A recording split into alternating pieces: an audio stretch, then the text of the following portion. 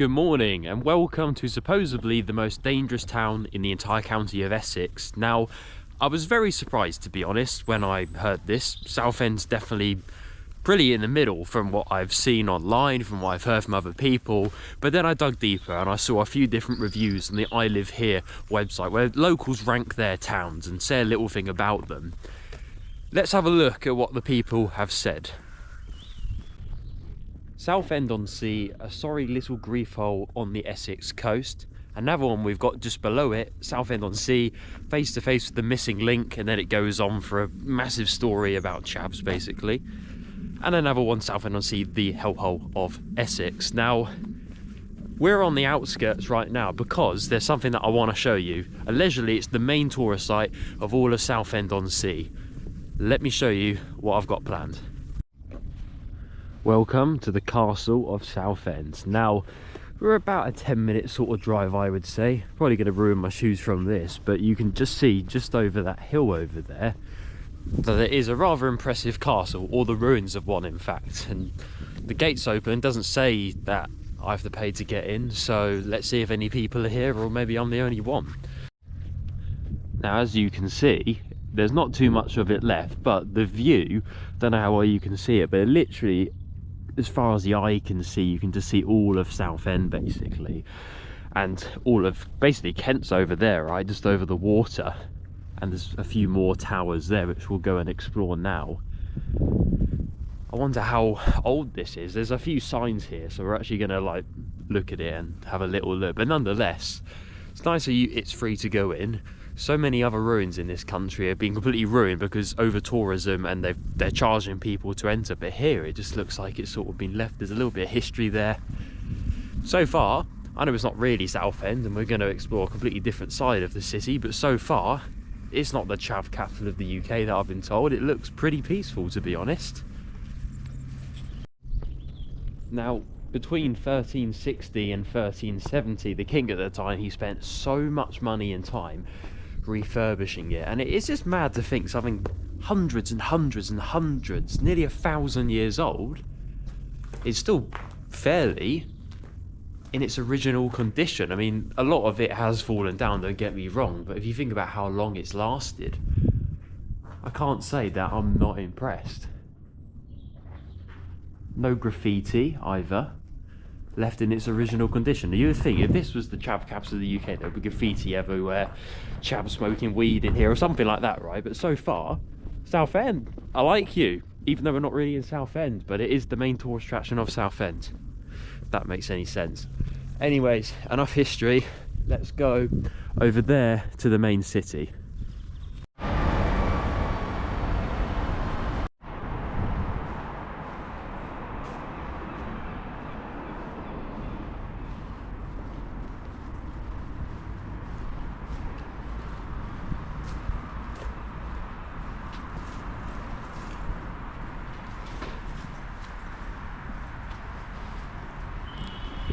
Bloody hell, what the hell's happened here? It's like a pigeon hideout. Look how many of them there are.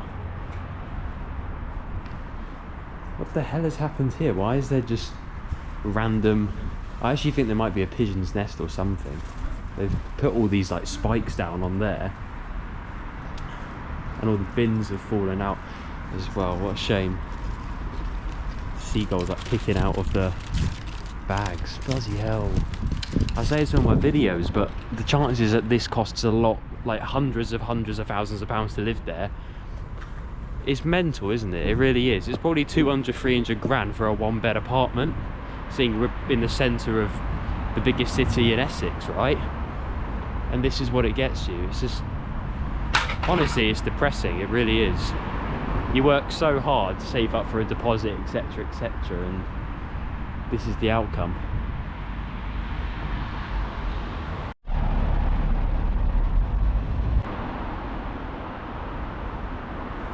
But it looks here there was almost some sort of playground or something. No kids playing on it anymore.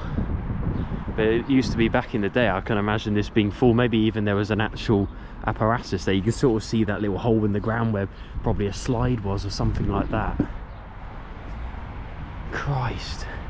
What a first impression to have. I mean, surely Southend, don't disappoint me. Don't disappoint me, because you started off so well.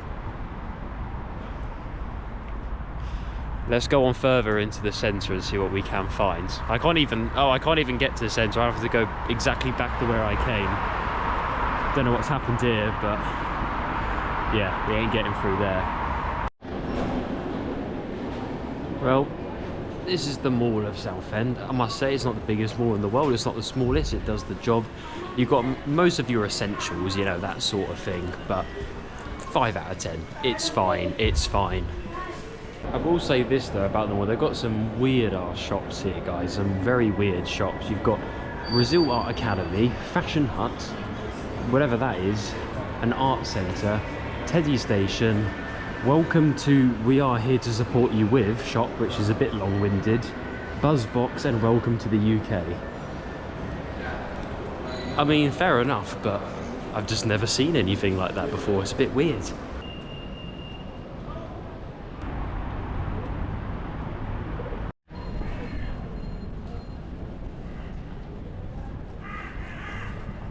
Well, it looks like we've just reached the town centre of Southend. Let's go for a little walk down there. It looks like there's a nice sort of copper dome building at the end. Let's have a little look around there and see what we can find. From just first impressions though, I mean, there's such a mixture of architecture, there really is. There's so much of that brutalist stuff, literally like everywhere I go.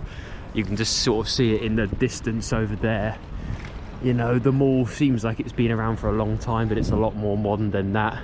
Nonetheless, you know, and you've got those brand new buildings up there. It's just mixed. But judging by the architecture you see sort of around here, in contrast to what we saw down there, we're clearly in maybe the slightly nicer part of town, right? There's a few more restaurants, that sort of area, but as soon as you go into the shopping area, I can't say, it's not the nicest looking shopping centre I've ever been in. Especially the outdoor bit. The inside's just average, it's fine, but the restaurant bit's pretty nice, to be honest. Look at this, you've got a Creams, you've got a luxury diner sort of over there, and a few other pizza restaurants behind me. Not too bad. Well, that's the end of the high street. It looks like the sea's basically in front of us. We'll be looking down to Kent again. There's another shopping centre there actually as well. We'll have a little look there later. But it seems in terms of shops and things to do, there's actually quite a lot to do here. Is it the chav central that I was promised? No, it's just mostly college kids, to be honest, and elderly people. There's not too many middle-aged people here. Nonetheless, that's a nice hotel. Hang on, nice old hotel. Nonetheless, there it is, a massive pier. Jesus Christ, I didn't even know they had a pier, to be honest. I knew they had some sort of pier, but I didn't know it was here.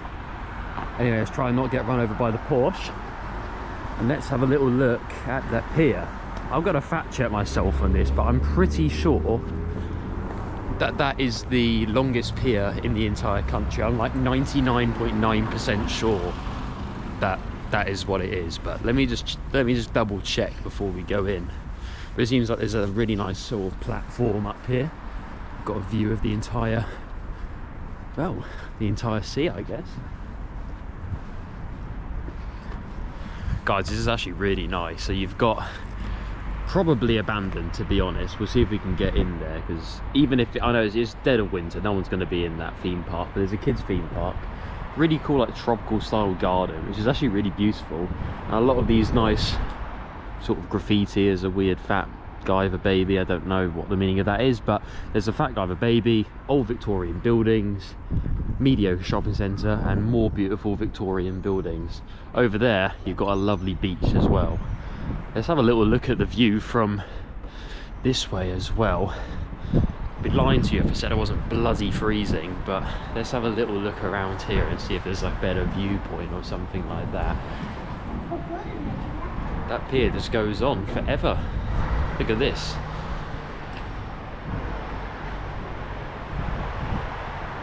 This reminds me of Malta, because they've got something very similar, like a lift that it takes you all the way down. It's completely glass, albeit this is a bit smaller. But yeah, let's check out the longest pier in the UK. I think we've got a little bit of an obstacle here. Is it closed? Surely not. You can't close a pier. Like, surely not. Let's go downstairs. There's got to be... Oh, I see admission prices down there. Let's have a little look, see how bad it is. Can't be worse than Brighton. Surely that's for the railway. I think there's a railway that goes from one side to the other. They can't charge you to walk on a pier when you're going to spend money on the pier. That's surely not right. Am I the only one who thinks that's outrageous, or is it just me? You're not going to believe this. To walk both ways, and it says be brave, as if walking's being brave, £3 bloody. 3 times the price of Brighton. And then if you want the train, it costs £7.50, which is fairly reasonable-ish. I don't know how long the train takes, but it's just the standard Southern rail price, to be honest. What's inside the beer that's worth £3 to walk? I know it's such a little amount of money, but it's just the principle. I'd be just as annoyed if it was £1. I guess it looks quite nice. It's a nice pier, but why would I spend £3 here when I could spend £3 at the chippy? Not like I could get me much, but you get my point. I don't know, have we found the back way in? Are we being a bit sneaky here? I don't know. Probably not, but let's see if we can get around. As you can probably hear in the background, I've spoken to a local lady. People are really friendly here, like, everyone's smiling. The only criticism is everyone stares at you when you've got a camera, but everyone's super nice. Anyway, I think we're going to get stabs down here. I don't know what we're really doing anymore. See, we can't go over the pier, and that was sort of the plan for the content today. And yeah, do I look like I've got £3? Obviously not. So just trying to, maybe there's something up here. Let's see, the tide's out at the moment, so maybe I can show you the beach. I mean, to be honest, I don't know if there's a nicer beach in Southend. Maybe on the way back when we drive through Leigh-on-Sea, we'll see if we can find like an actual sandy beach or something. I know Ramsgate has one, but I'm not too sure about it. I'm pretty sure Clacton actually has one as well. But as you can see, you know, it's January, it's pretty grim, like no one's here. Everything's sadly rotting away. I mean, this is very old, let's be honest, but yeah, £3 to walk on a piece of wood. It's kind of mental. Right now we're on the coast on a place called Leigh-on-Sea, which is a district or a borough, whatever you want to call it, inside of Southend-on-sea City. And I must say, it is a really nice place. It feels like more of a holiday destination. There's a lot of hotels here, a lot of lodges here, and you could just tell in the summer this is probably going to be very heaving. I mean, it's even got palm trees in January, can you believe it? This is the thing with seaside towns. You often get like walls that are falling down, graffiti, you know, and it's not a Southend problem. It's just something that I've noticed doing these videos in anywhere that has a beach, basically. I mean, it's the salt from the sea, the extra wind, the extra people in one few months of the year, basically, and it does mean it is going to start to rot away some of the buildings. But I don't know, the difference, I must say, between Brighton and pretty much every other seaside town is night and day. Saying that though, there is a Brighton video that I want to do. If you go into Kemp Town on the far east of Brighton, apparently it's a totally different place, so we'll see about that. But nonetheless, that's not a Southend problem, that's a seaside town in general problem. Saying that though, I'm going to show you the beach, and it's actually quite a nice one. As you can see, it's quite a mixture, really, isn't it? Like, you've got half stones, half sand. It's quite the mixture. So overall, it's not a bad beach, you know. I've seen better ones, like Ramsgate is a really nice beach. The Isle of Skye in Scotland has some beautiful sandy beaches. Just Google Isle of Skye beach, you just wouldn't expect it. But you know, here's not too bad. It will certainly do for a UK trip. Well, is it true that Southend is the chav capital of the UK? I don't think so, to be honest. Like, I've been to worse places in Essex, I just haven't recorded there. Like, this is nothing compared to even Clacton, to be honest, but it's definitely nothing compared to Hadleigh and Basildon. It's on another level. This is fine. There's nothing wrong with Southend, to be honest. Like, it's got a few bad spots, don't get me wrong. And if it wasn't January freezing and I wasn't half ill with a flu, I would probably go to the worst and the best part and extend the video, but yeah, I've got one day off at the week at the moment, so I'm gonna go home in a minute. Regardless though, watch my head under here. Regardless though, how would I rate Southend overall? You know what, it's a nice place, it's friendly people, it is a bit dirty in some parts and it's got some disgusting architecture, but nonetheless, it's so common in big cities. You're just gonna find that in most areas of the UK, so yeah, it's fine. That's my final review. Like, it's fine. There's nothing inherently wrong with it. I think people are exaggerating. People who think this is the worst town in Essex, go to Basildon, go to Hadleigh. You'll be put in your place quickly. On that, I'll see you guys in the next video if I don't see anything super interesting on the way back. I'll catch you guys later.